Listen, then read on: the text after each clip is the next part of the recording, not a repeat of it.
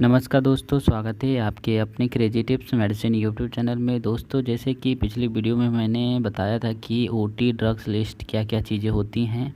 अब मैं आपको बताने वाला हूं ओटी इक्विपमेंट सप्लाइज़ के बारे में कि इक्विपमेंट में क्या क्या चीज़ें रखी जाती हैं।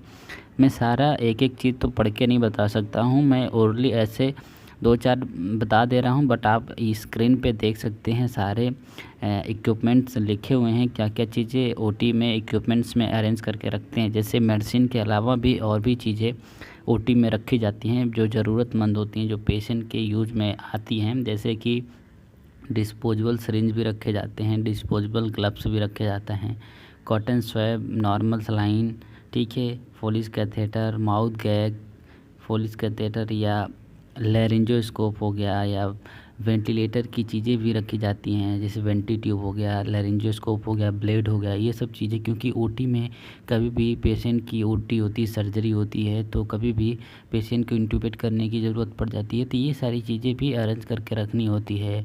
ब्लड ट्रांसफ्यूजन सेट रखा होता है, आईवी सेट रखा होता है, या हाई ब्लड प्रेशर यानी कि और बीपी की मॉनिटरिंग के लिए मॉनिटर रखा होता है, या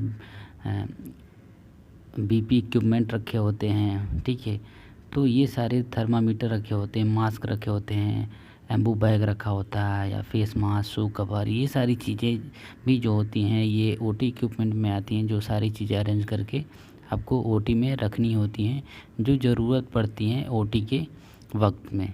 तो ये भी सारी चीज़ें हैं जो आप यहाँ पे देख सकते हैं, एक एक चीज़ है जो आप यहाँ पे पढ़ सकते हैं, ठीक है। एक एक चीज़ आप यहाँ पे देख सकते हैं, पढ़ सकते हैं। फोली कैथेटर, टॉली, ठीक है, या और भी सारी इमरजेंसी ड्रग्स हो गए, ये भी सारी चीज़ें आपको अरेंज कर करके रखनी होती हैं, ठीक है। यहाँ पे देख सकते हैं ये टोटल 72 यानी कि नंबर तक हैं। इन सारी इक्विपमेंट को आपको ओटी में अरेंज करके रखने होते हैं, ताकि कभी भी किसी वक्त किसी पेशेंट को ज़रूरत पड़ जाए तो वहाँ पे हम इस चीज़ का यूज में ला सके पेशेंट के ऊपर।